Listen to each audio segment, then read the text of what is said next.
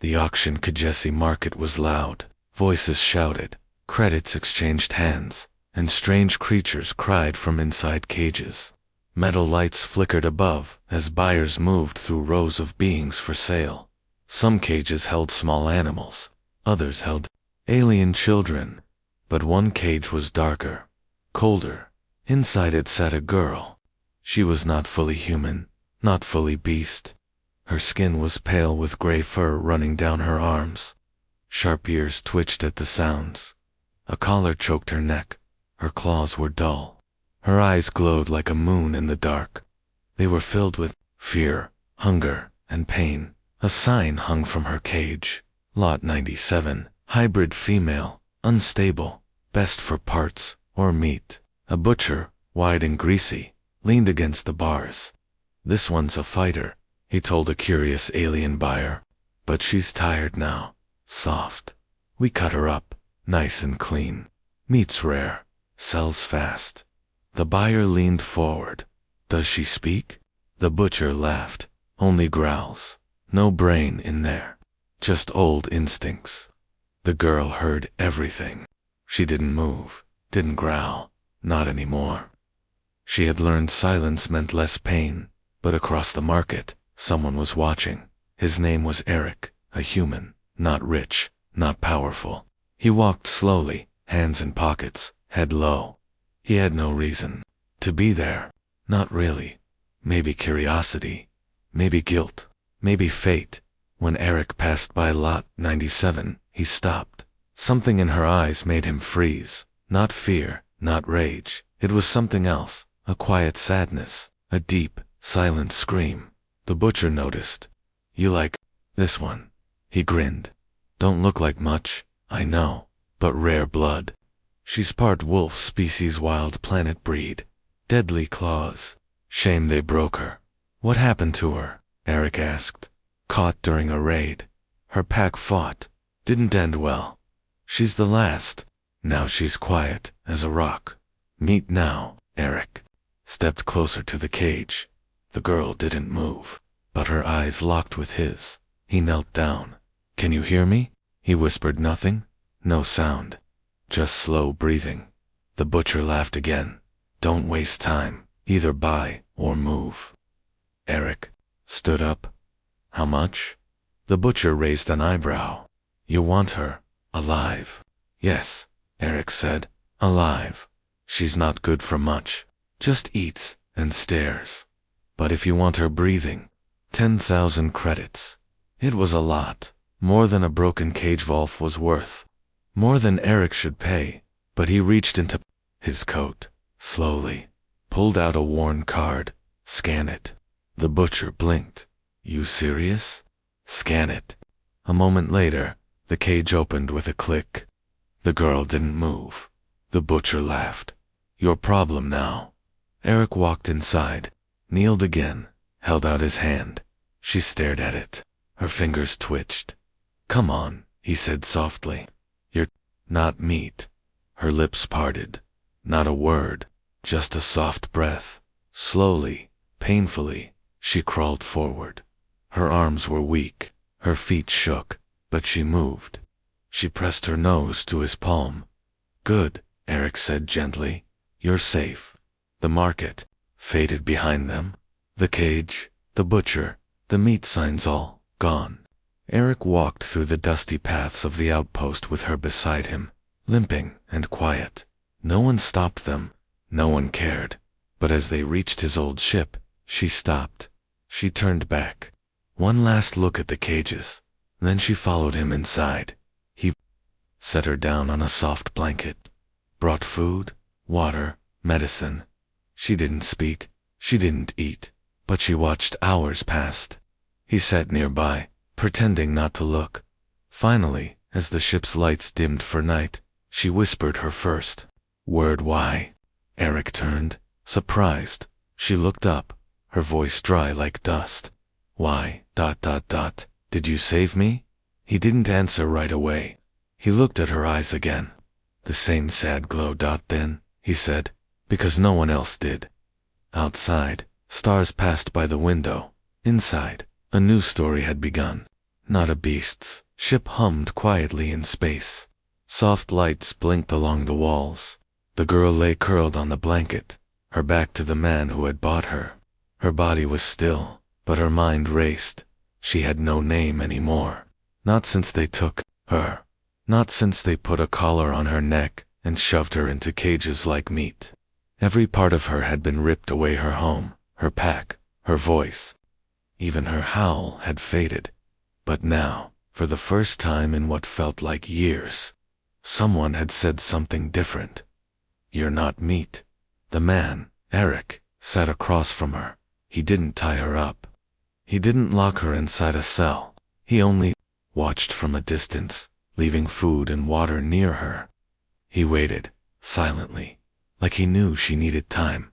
But silence made her uneasy. Silence reminded her of the cages, of the days when they forgot to feed her, of the nights when the butcher would drag someone out screaming. They never came back. Her claws scratched softly at the floor. Eric stood up and walked toward the door. "I'm going to check the engine," he said. "If you're hungry, eat. If you're not, don't.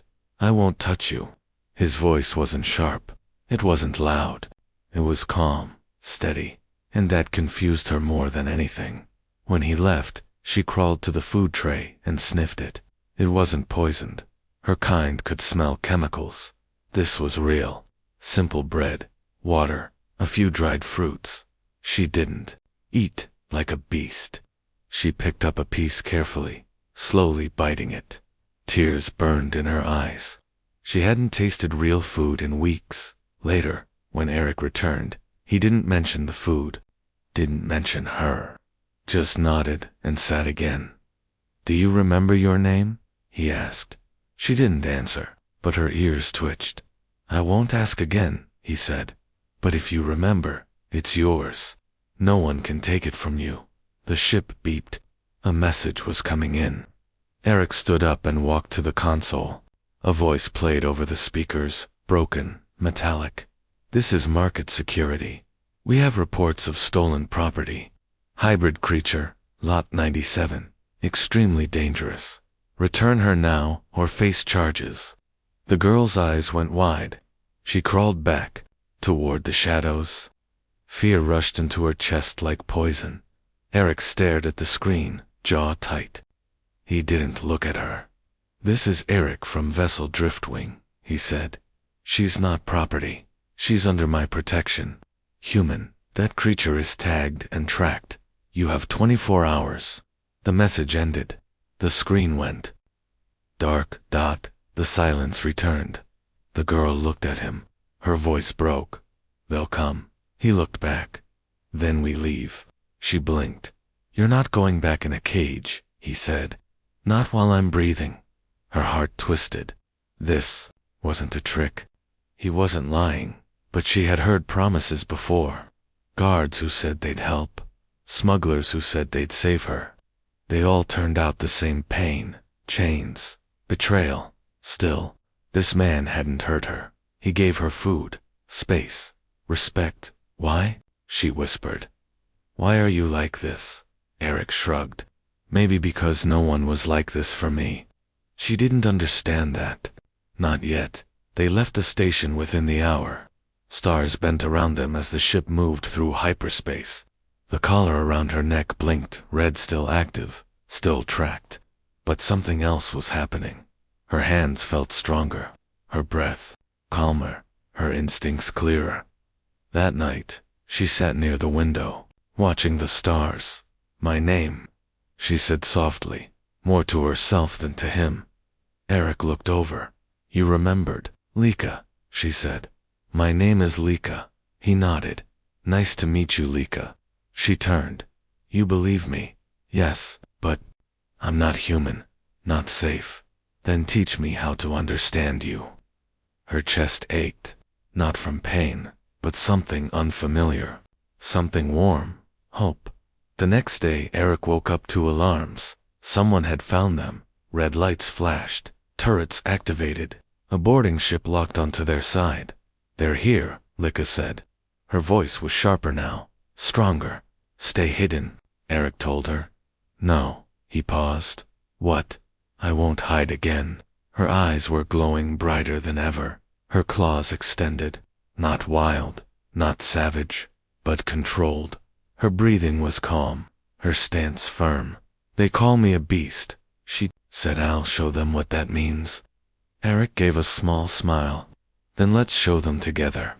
As the door hissed open and the soldiers stepped onto the ship, Lika moved like the wind, quiet, fast, precise. Her body was made for the hunt. But her mind was sharper than any knife. The soldiers never saw it coming. And for the first time in her life, Lika wasn't running. She was fighting for herself. The howl returns. A loud crash shook the ship. Metal groaned. Sparks flew from the hallway wall. Eric ran to the control panel, his eyes locked on the red alert signals. They weren't just being followed. They were being boarded again, defensive. Field down, he shouted. They cut through it. Lika stood behind him. She wasn't shaking this time, no fear in her steps. Her golden Volf eyes were locked on the airlock doors. They were coming for her again. Soldiers, bounty hunters, maybe even lab agents. It didn't matter. She had stopped being prey.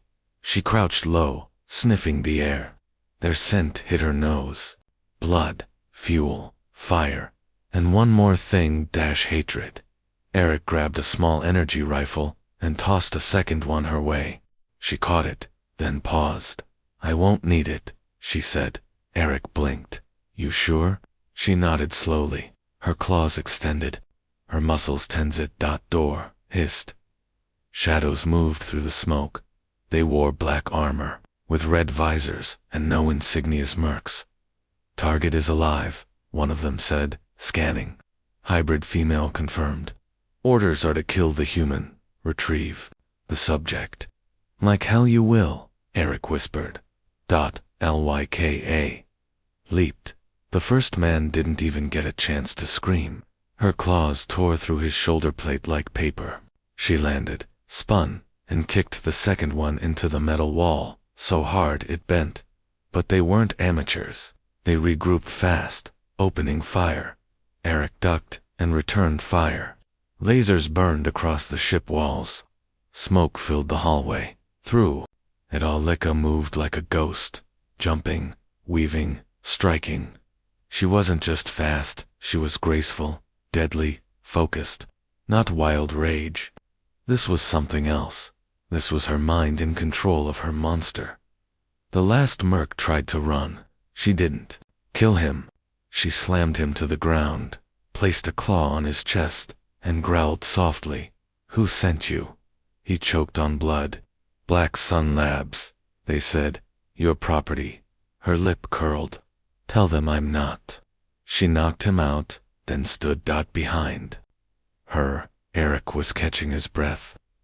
Smoke rose from his gun barrel. Remind me never to fight you. She looked at him. I was trained for this. By who? Her eyes darkened. Not by choice. Later, Eric patched up the walls and reset the course. Lika sat by the ship's side window, staring at the stars again. Her ears twitched every time the engine hummed. Do you want to talk about it? He asked. About what? Who trained you? What they did? She shook her head slowly. They took children from my village. They tested us, turned us into hunters. Weapons I fought for my life every day. If you failed, they removed you. Removed. From the program. From life. Eric didn't speak for a while. Lyka continued, her voice barely above a whisper. I forgot how to speak. I forgot how to sleep. When they threw me in the auction cage, it almost felt like freedom. At least no more tests. But you're free now, am I? The collar still blinked faint red. Tracking chip inside. Constant reminder. We'll get it off, he said. I promise. She turned. Then I'll be hunted forever. Maybe, he shrugged. But this time, you're not hunted alone. Her eyes softened. That night, she slept closer to him. Not beside him, but in the same room. No chains, no fear. But as she slept, a dream came. A silver forest, her homeworld, her mother's howl, and then fire cages, black suits. She woke up with a silent scream, heart racing. Claws extended. Eric stood nearby, hands up. You okay? She nodded. Just remembered. In the silence, she said, I used to howl at the moon every night, when I was little. Why? My mother said it reminded the stars that we existed. He smiled. I'd like to hear that one day. She didn't reply, but later, as he drifted off to sleep near the control chair, he heard something soft, a sound from the cargo bay, gentle, rising, sharp and deep. A howl, not angry, not wild, free. For the first time in years, Lika remembered her voice, and the stars heard it too.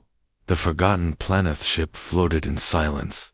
Outside the window, stars drifted slowly, like falling snow. Lyka stood near the nav screen. Her golden eyes stared at a distant dot on the galactic map. Her finger trembled as she touched it. That's where I'm from, she said softly. They called it Van L. In my tongue, it means moon forest. Eric looked at the data. The planet showed red text, restricted zone, ecosystem unstable, no landing authorized. It's been locked, he said. Quarantined. That's a lie, Lika whispered. They locked it after the attacks. Not because of sickness, because of what they did to us. She pressed a few buttons. The map zoomed in. There, she pointed. That's where my village used to be. Do you really want to go back? She nodded. I need to know if anyone survived. Eric didn't argue. He set course. As the ship neared the planet, dark clouds surrounded the upper atmosphere. Lightning cracked in slow bursts. From above, the forests below looked like shadows frozen in time. We're landing blind, Eric said. No satellite signal, no support, no backup. Good, Lika said. Less eyes watching. The ship descended. Trees rose around them tall, blackened by fire. The ground below was a mix of ash and roots. Bones poked out from old ruins. Everything smelled of dust and decay. Nothing had lived here for years. But Lika stepped off the ship barefoot.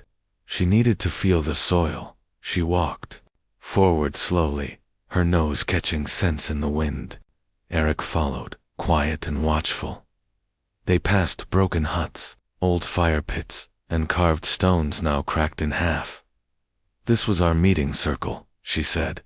We told stories here, every full moon. They stopped near a tree with deep claw marks in the bark. My mother marked that tree, she added, to guide me home. Eric looked around. Maybe someone else marked another path. No, Lika said. If anyone survived, they would have hidden, deep in the mist zone. What's that? A sacred area, she said. The forest creates fog there. Natural shield. Outsiders get lost, but we were born to walk through it. They followed the broken path until the forest thickened. Strange vines wrapped around old trunks. Mist swirled low across the ground. Stay close, Lika whispered. Soon. The forest went silent, to silent. Even the wind disappeared. Eric tightened his grip on his weapon. Feels wrong. Lika paused. Her ears twitched. We're not alone. They moved slowly through the mist. Ahead, a sound like breathing. Then a growl. Low. Deep. Familiar. Eric raised his weapon, but Lika lowered it. Don't shoot. From the mist came a shape four-legged, fast, and glowing with golden eyes. A wild wolf, but not just any. This one was huge, twice the size of a man, and on its neck, a twisted metal collar blinked with the same red light Lika once wore. They tagged her too, Lika whispered, but she escaped. The wolf growled, stepping closer. It's me, Lika said, stepping forward slowly. Do you remember me? The wolf paused, then sniffed the air. Then whined softly, and licked Lika's hand. This is CIF, said smiling for the first time. My mother's bond partner. She raised me like a second mother. She's beautiful, Eric said. But then Lika's smile faded. Sia turned and started running. "Follow her," Lika shouted. They ran behind the wolf, pushing deeper into the mist. After 10 minutes, they reached a small hill. Inside it, hidden behind vines and stone, was a door. A real door. Metal, coated, with symbols in Lika's language. "This is a shelter," she whispered. "We never used it. Only if the village burned." She placed her hand on the door. The metal glowed faintly, reading her dot. Then it clicked open. Inside, lights flickered to life, and the air was warm. A soft voice echoed from a speaker. "Welcome, Lika. Emergency shelter, active. 7 survivors remain." Her heart stopped. 7. That means, Eric started. But Lika was already running down the hallway. Lights flickered. Metal groaned. The hallway led to a round chamber, where pods stood in a circle. Inside them, sleeping, silent, were her people. Young and old, injured, weak, but alive. Tears spilled down Lika's face. She touched the glass. "Mother." Eric stepped beside her. "We can wake them." Lika shook her head. "Not yet. The system kept them asleep for a reason. We need to restore power, filter air, and check for damage." She turned to him. "You helped me survive," she said. "Now help me bring my family back." He nodded. "Always." But as they worked, deep in the shelter's control panel, a red light blinked. "Alert. Hybrid survivor detected. Black Sun notified. Reinforcements en route. Danger was coming. Again. And this time, Lika would fight not just for herself, but for all those still sleeping in glass." The silent hunt shelter hummed with low power. Machines blinked softly, barely alive. Inside the pods, Lika's people slept in silence, alive, but weak. Eric and Lika stood over the control board. Every screen told the same story. Low power, life support, critical, structural damage, stable for now. "We need more time," Eric said, adjusting wires. "If we push the system too fast, they could die during wake-up." "We don't have time," Lika said. "Black Sun knows I'm here. They're coming." Outside, the mist swirled quietly, but Lika's nose twitched. "They're already here," she whispered. She stood tall, claws half extended, golden eyes glowing. "Then we make this forest a trap," she said. The next few hours were tense. Lika moved through the mist, barefoot, silent, like a shadow. Every tree, every branch, every rock, she remembered them from childhood. And now, she turned them into weapons. She sharpened sticks and dipped them in sap that burned skin. She dug narrow pits and filled them with metal shards from the crashed village wreckage. She guided Sia, her old wolf guardian, through secret paths. Ready to attack from behind, Eric set up motion scanners around the shelter. Simple tech, old tech, but enough to catch movement in the mist. And when they returned to the hilltop bunker, Lika whispered, "We hunt now, not run." Hours passed. Then, a silent beep. Eric looked at the scanner. Motion, 5 signatures. Approaching from the south. Lika didn't speak. She disappeared into the fog. The mercs moved slowly. Black Sun's elite. 6-foot soldiers in bone-white armor. Silent, professional, deadly. They used heat visors and noise blockers, but Lika was colder than air, quieter than breath. The first man fell without a scream. Claws across the neck, dragged into the ground and gone. The second stepped into a pit. The scream was short. Sharp metal pierced through armor. The third turned to run but found a glowing pair of eyes in the trees. Sia, massive and silent, leaped and crushed him into the dirt. One by one, they fell, until the last man dropped his gun. "Stop," he cried. "Please." Lika stood before him, bloody but calm.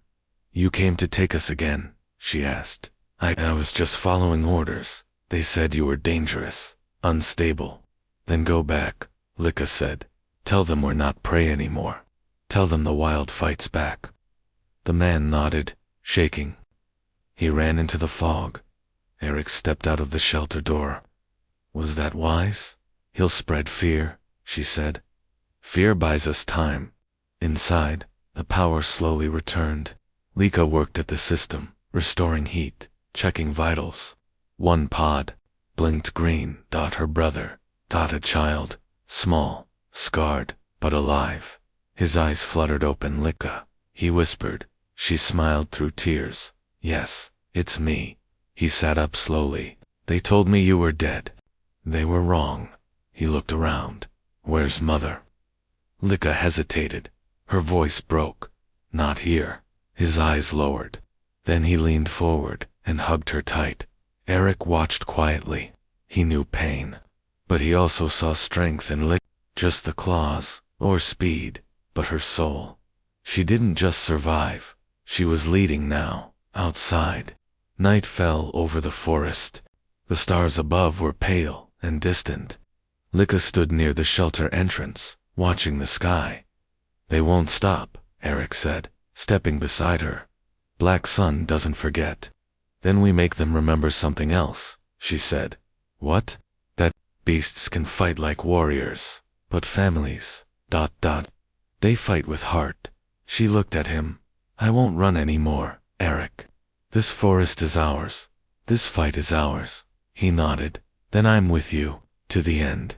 But deep in space, a transmission was already echoing through Black Sun's command fleet. Subject 97 has activated the old colony. She has support. Prepare full retrieval force. Ships turned, guns charged. War was coming, and Lika was ready to howl again. Blood-teased forest was no longer silent. It pulsed with energy, old, sacred, wild. Lika stood at the top of the hill where the mist was thinnest. Morning light broke through the black trees, casting pale shadows across the ancient path below. She wasn't alone. Behind her, children from the pods were awake, now confused, afraid, weak, but alive. Elders too, scarred and older, sat quietly, near fires, whispering old stories to calm their racing hearts. Eric moved through them, offering food, water, and reassurance. He wasn't one of them, but they looked at him with respect. He stayed. He fought. He didn't run. Lyka walked among her people. Some smiled, some cried, but most looked at her the way you look at something you lost long ago, and never thought you'd see again. But not everyone believed. A tall elder named Shar, with silver fur and tired eyes, stepped forward. You bring the hunters to our doorstep, he said. They were already coming, Lika replied. You should have stayed, hidden. If we hide forever, we die quietly. I won't let that happen. The old wolf growled softly. You were just a child when they took you. What makes you think you can lead us now? Because I came back, she said. And because I'm not alone. She turned to Eric. The humans who hurt us are not all of them. Some fight beside us. Double quotes, SHARR. Looked at Eric. You trust him, with my life. Silence fell then. From the forest came a sound no one expected. A howl, deep, ancient, not like us, not see us. She froze. That can't be. She ran through the trees, past twisted roots and forgotten trails, until she reached the old altar where pups used to be named under the moonlight. A figure waited there, a tall, scarred warrior with silver claws and eyes just like hers. Father, she whispered. The figure stepped forward. He had been broken, rebuilt, burned, and betrayed. But he still stood. You survived, she said. He nodded. They took me, locked me away, forced me to watch them train our kind like beasts. Why didn't they kill you? Because I gave them something else. He looked away. They wanted me to help them break you. Like his eyes burned. You didn't. I couldn't. But I had to pretend. I bought time. Tears slid down her face. All this time, I thought you were dead. I was, until I heard your howl in the mist. Then I remembered who I was. They embraced not as strangers, but as blood. Hours later, the elders gathered. We fight, Lika said. But we fight smart. They'll come with fire and steel. We answer with forest and silence. They'll bring ships, someone warned. They can't land big ones here, Eric replied. Trees are too thick. They'll send small squads, one by one, and that's when we strike. We don't have weapons, Shar said. Lyka smiled. We don't need theirs. We have our own. The next days were spent preparing that the children learned to hide. The elders taught traps. Eric showed how to build simple EMP bursts that fried enemy armor. Lika moved between them, leading quietly, confidently. She was no longer the broken girl in the cage. She was the howl returned. On the third night, the stars changed. 6 black dots hovered above the forest sky. Eric checked the scanner. 6 drop pods. Black Sun Elite. Lika looked to the hilltop. Her father stood beside her. His claws flexed. His eyes burned. They'll land soon, he said. Then we greet them, Lika answered. When the first pod crashed down, it lit up the trees. Fire burned. Smoke rose. 5 soldiers stepped out in silence, weapons ready.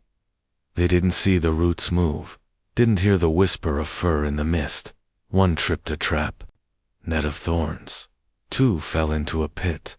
The 4th turned just in time to see Lika's father leap from the trees, claws flashing like silver lightning. The 5th raised a gun, then dropped it as Sia's jaw clamped down on his arm. None escaped, but more were coming. As the second pod landed, Eric activated the first EMP burst. Metal exploded with a flash. Sparks flew. The soldiers inside screamed as their systems failed. Lyka and her warriors rushed them. Not animals, not monsters, fighters, defenders, family. The ground trembled with the roar of the forest rising to protect its own. Hours later, blood stained the soil. Trees burned, but the people stood. The last surviving Black Sun commander was thrown at Lika's feet. You lost, she said. We'll return, he hissed, with fire with labs.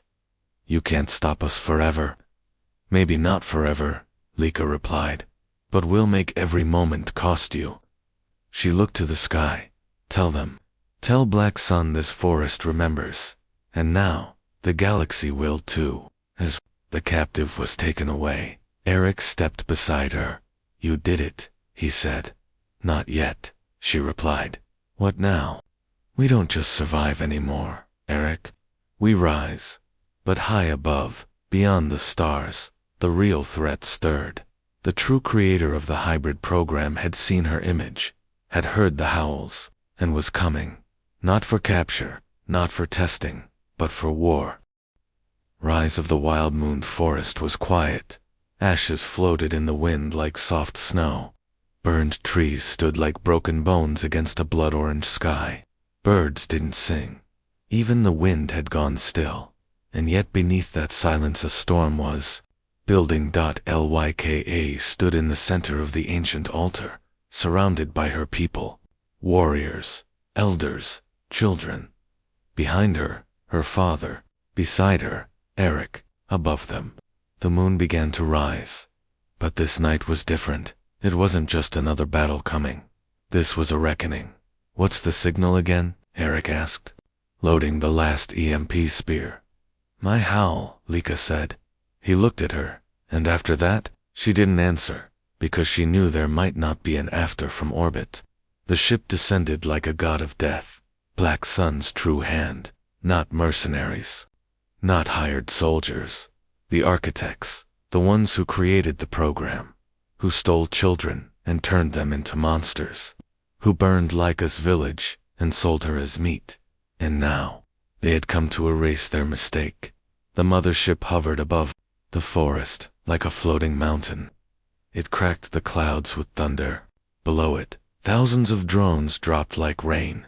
Each one scanned for heat, sound, motion. But the forest had changed. The forest was watching back. They've landed everywhere, Eric said. We're outnumbered. We're home, replied. They are not.